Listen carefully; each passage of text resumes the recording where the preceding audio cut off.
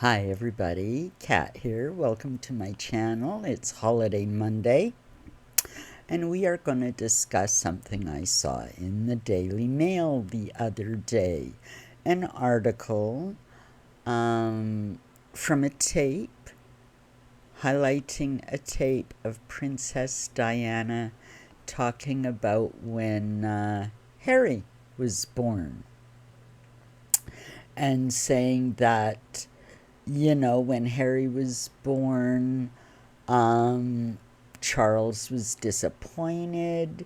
He said, it's a boy, and he's ginger too. Because you see, at the time, um, Charles was really hoping for a girl, and they could have, a girl and a boy. And because of the fact that we know Charles being, the Prince of Wales for so long and very spoiled and very much did what he wanted. Everything his every woman desire was fulfilled. He, you know, would kick his horse and swear at him, why would you do that to me if polo didn't go right? There's tape of that. Very entitled and very emotionally immature. And anyway, in the course of these tapes, and I've heard a lot of these before because, I don't know, here in North America, we've been party to a lot of information that's always been suppressed in Britain. Anyway, she goes on to talk about this and say, even before Harry was born, the marriage was going sideways, things were not right.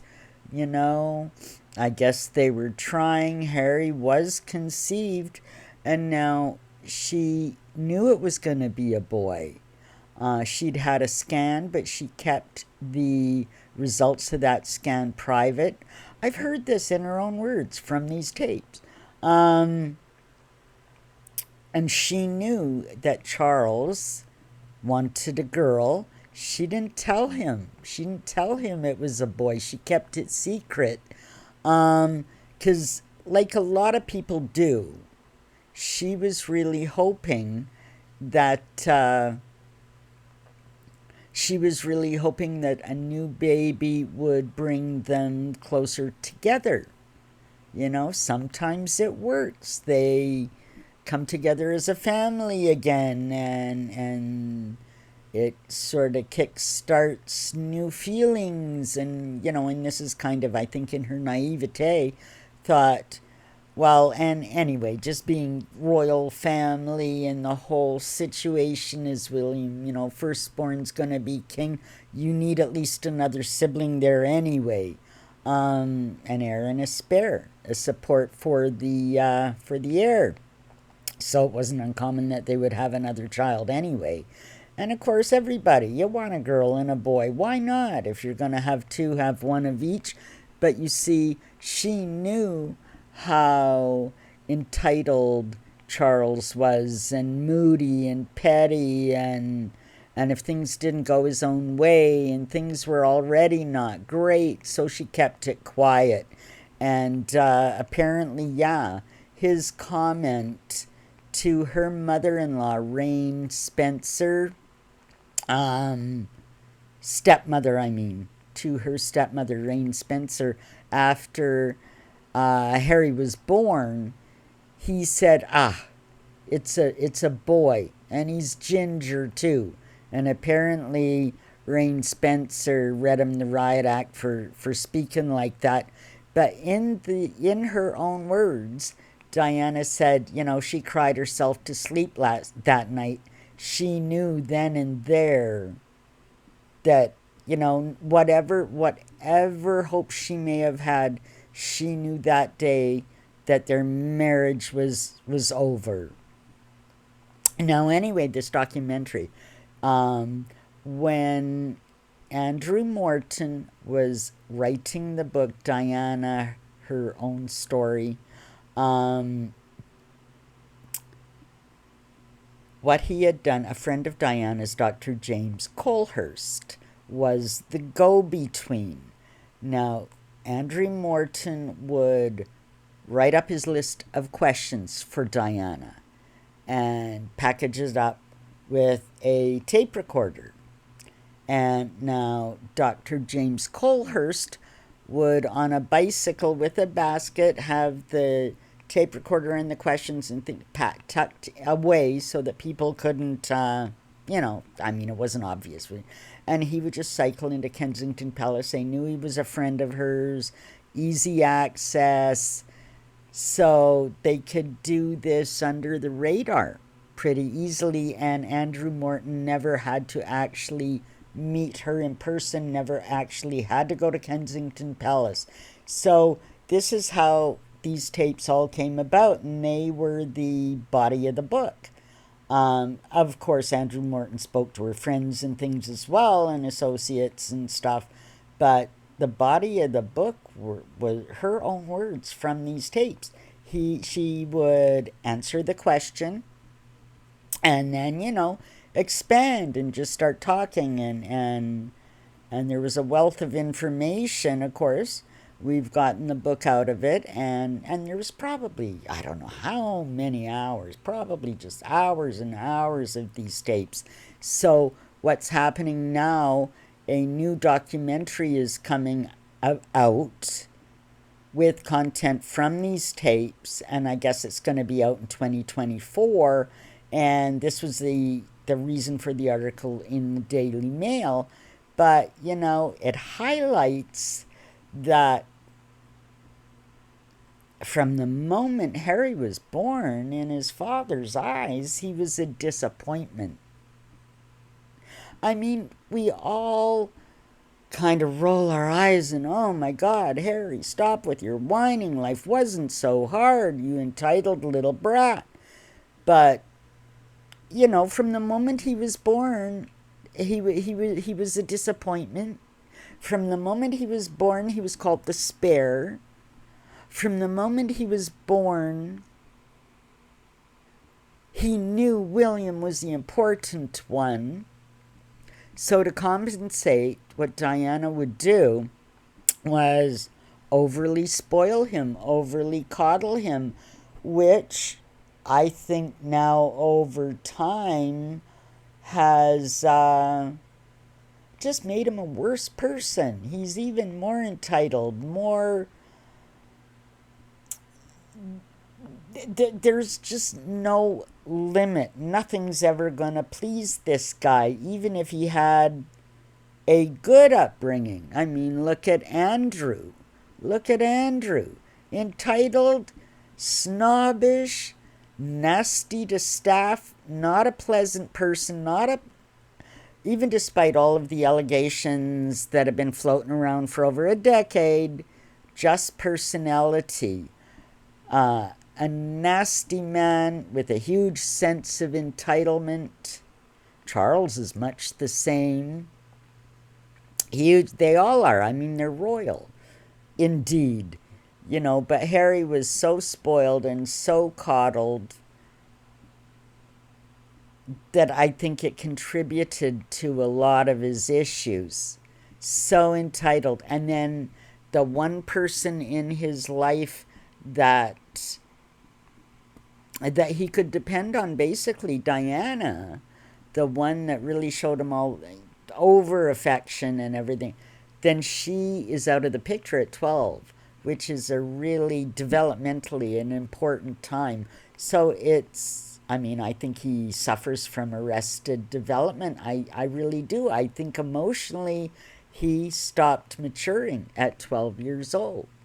Well, truth be known, it was only about a week or two before his 13th birthday, but still, a young lad, not mature by any mean, and been overly babied and coddled his whole life, and suddenly that's gone. Sure, and we know that the royal family is not the most affectionate crew, but they certainly would have had access to medical intervention and psychiatric whatever Harry would have needed at the time.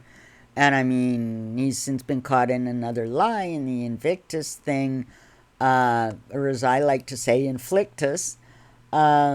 in the new Inflictus documentary where he says, you know, I had no help when I came back from Afghanistan. I had no help. I had no support from my family. I had no support, no help. All I could do was, curl up in a fetal position on the floor, you know.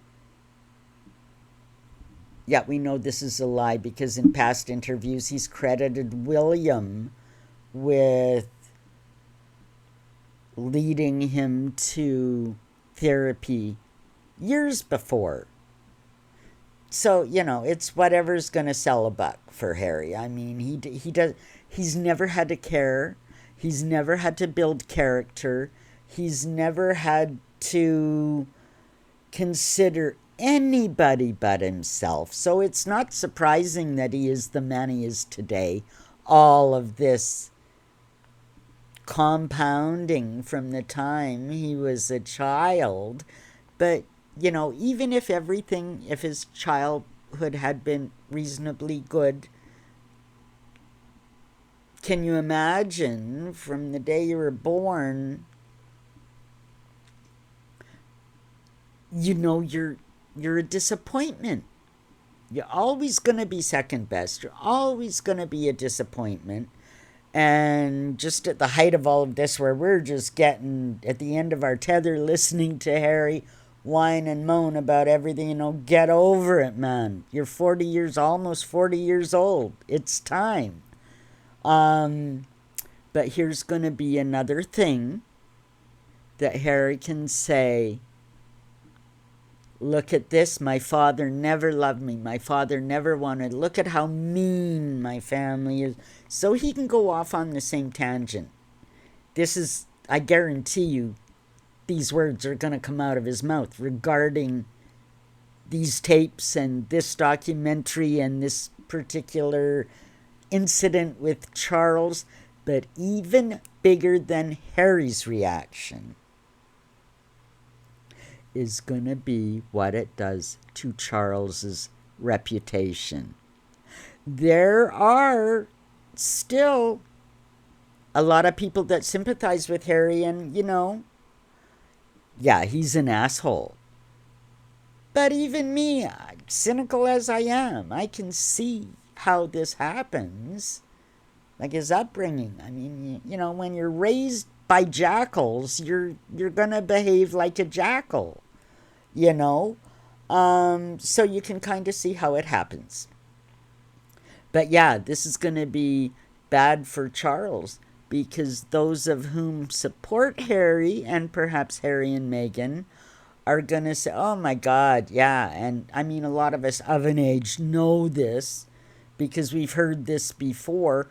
There's a lot of people, a lot of younger people that are supportive of the king because of his sort of woke ideology towards climate change and green energy and conservation, all these things. But they're going to look at this and say, man, you're an awful person. What a terrible thing for a father to do. What a terrible thing. And the way you treated Diana. What a terrible thing for a father to do. So, I mean, Charles is already in the position. There's no way on earth that he can ever offer the kind of apology that Harry's demanding for everything. And here's yet another thing. It's never going to happen. You're never going to be able to appease Harry and or Harry and Meghan. Never going to happen. The public want the Sussexes to be stripped of everything and booted out the door and goodbye and just you're done.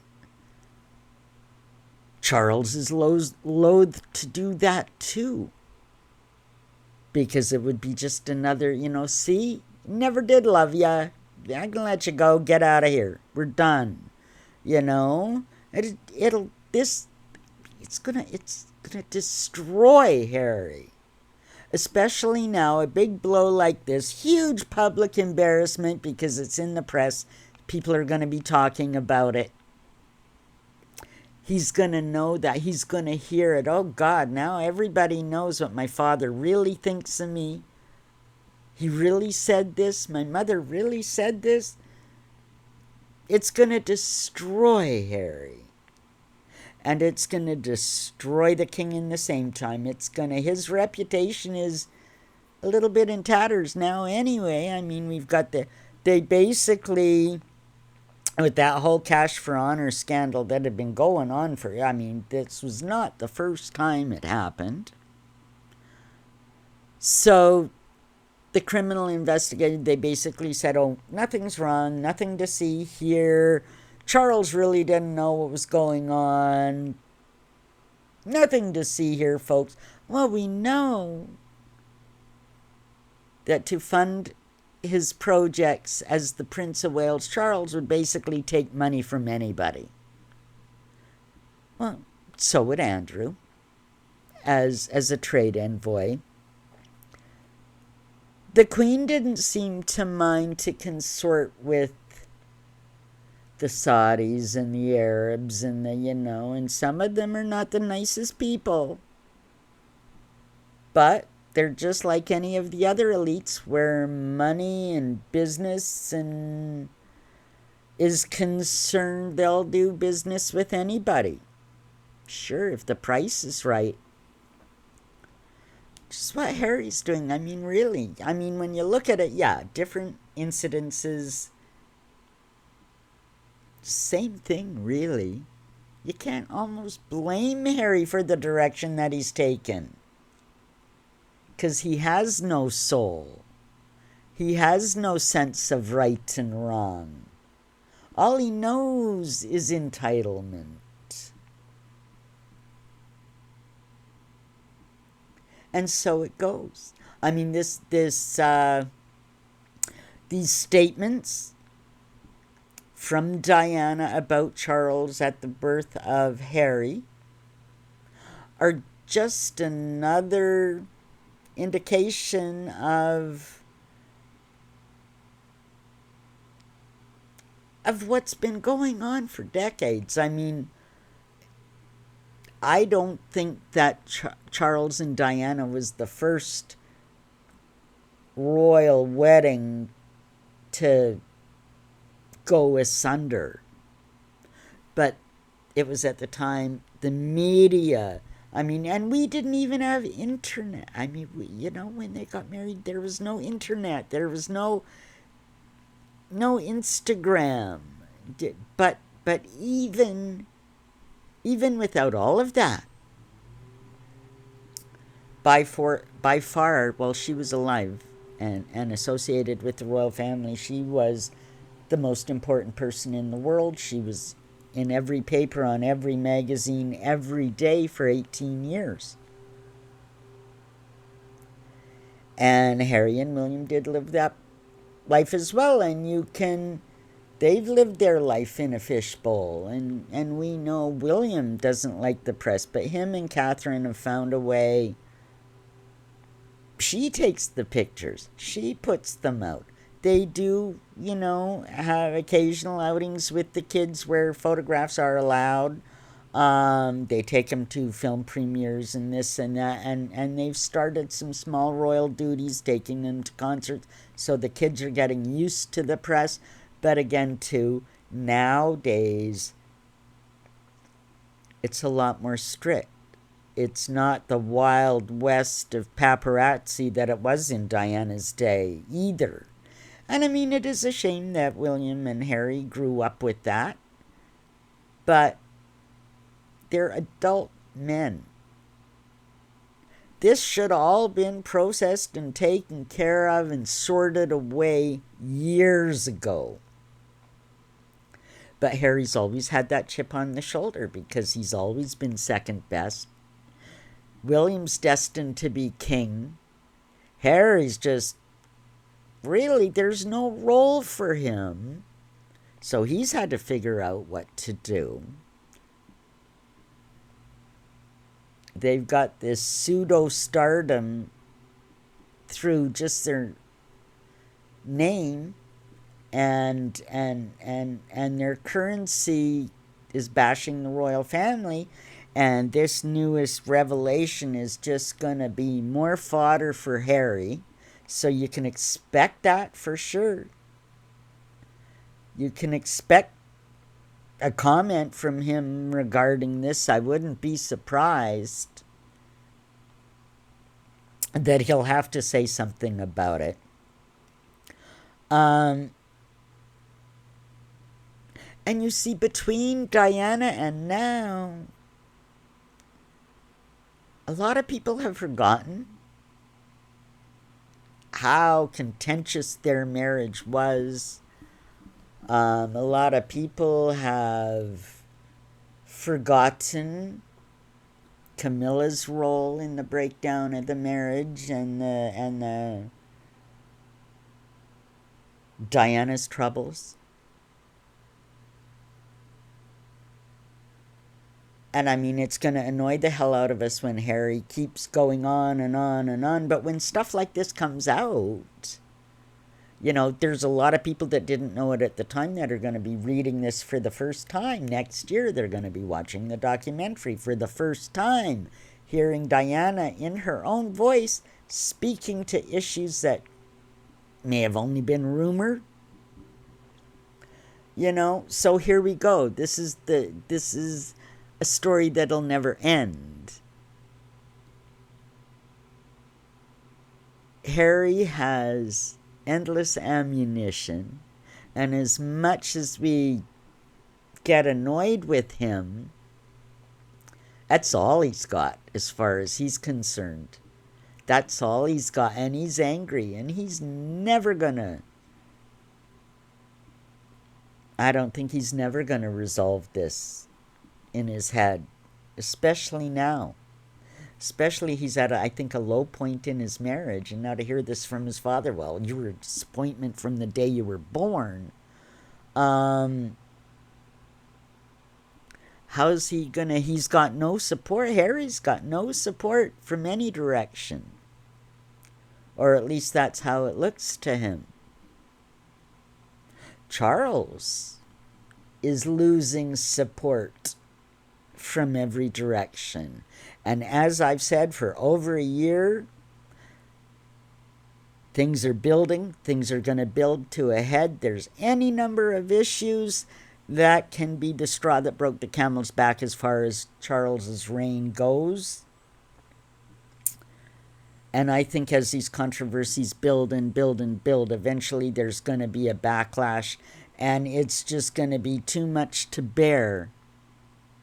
And I am saying right now that I think within the next 2 years, by 2025, at the latest, this is just my gut instinct, that Charles will abdicate,